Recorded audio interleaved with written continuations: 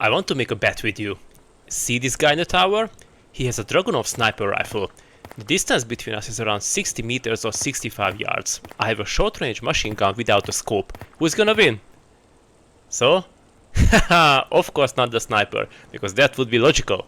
Okay, let's try it one more time. Watch this. This time, I got the AK-47 and the enemy is standing around the same distance. Can I shot him from here?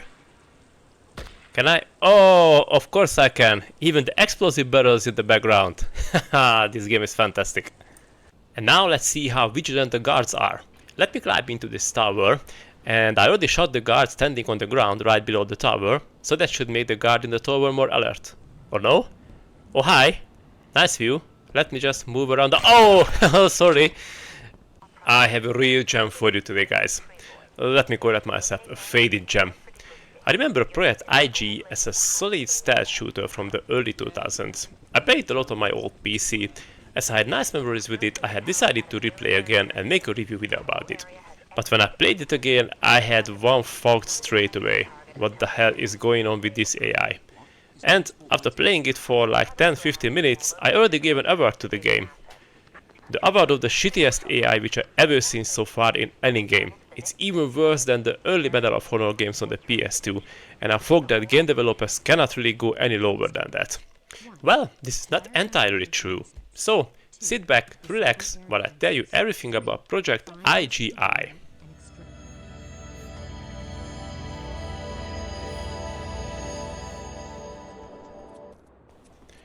Project I.G.I, short for I'm Going In, was released in December 2000 by Innerloop Studios and published by Eidos Interactive.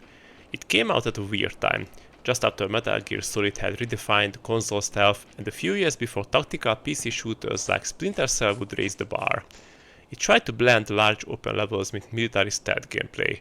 No save feature during missions, however. Minimal HUD and a focus on realism. Well, I can say they achieved realism if you consider realistic that a person dies if you shoot him, or if you press a button, something happens. When it launched, reviews were mixed. Some praised the graphics and open level design. Others criticized the lack of mid-mission saving and poor AI. IGN gave it a 7.1, calling it ambitious but flawed. GameSpot was harsher, giving it a 6.6. Despite that, a lot of players, Microsoft included, had a good time back then. Maybe it was the atmosphere.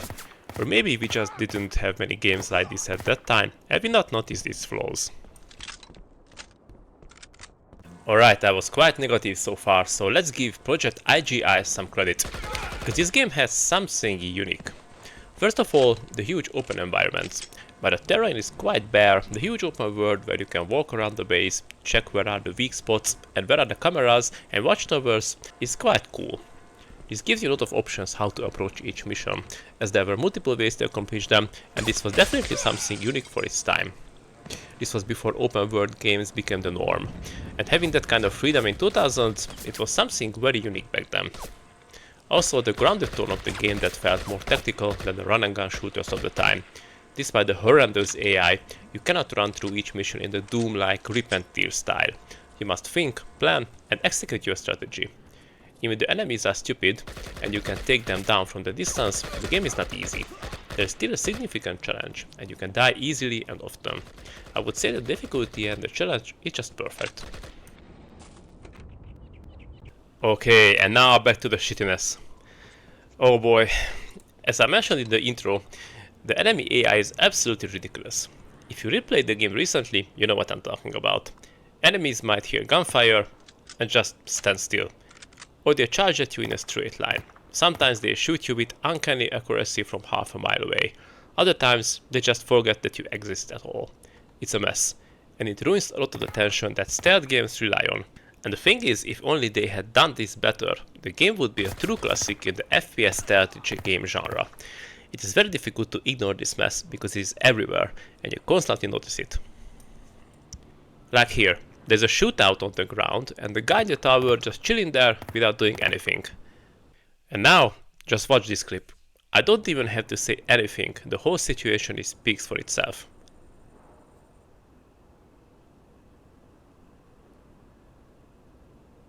I throw a grenade, it explodes, and What happens? Nothing. What kind of guards are they? Somebody's just throw a grenade and is going to shoot with an assault rifle, and they are just standing there.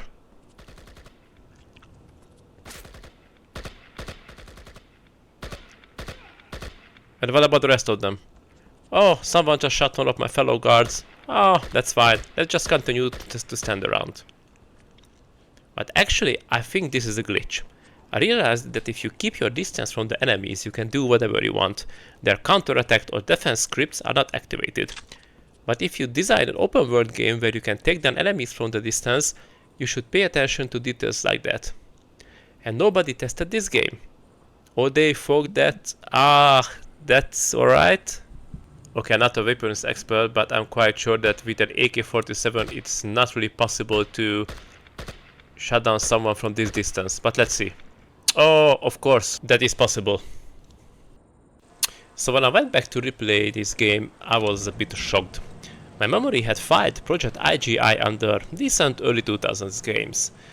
But when I played it today, I realized that I was wrong.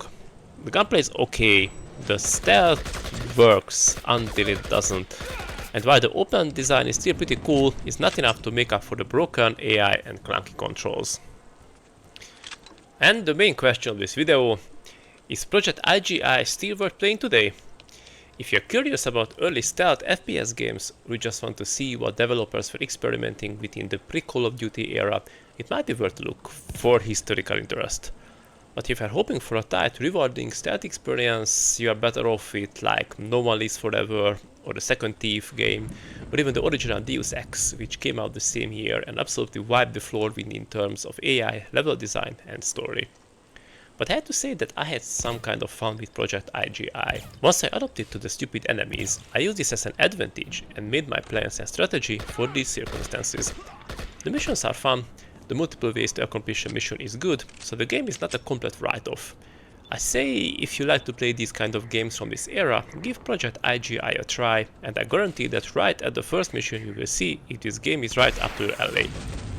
Despite its flaws, Project I.G.I had the guts to try something big. It didn't quite stick the landing, but it's an interesting footnote in stealth game history. And that's it! This game has been cleared from my backlog. I hope that you enjoyed this time travel back to the golden era of gaming. If you enjoyed digging up forgotten classics or disasters, I got plenty more where this came from, so join our community by subscribing. Also, the YouTube algorithm shows some videos for you, it is on the screen now, check them out. Thanks for watching, and I'll see you in the next Backlog Quest video.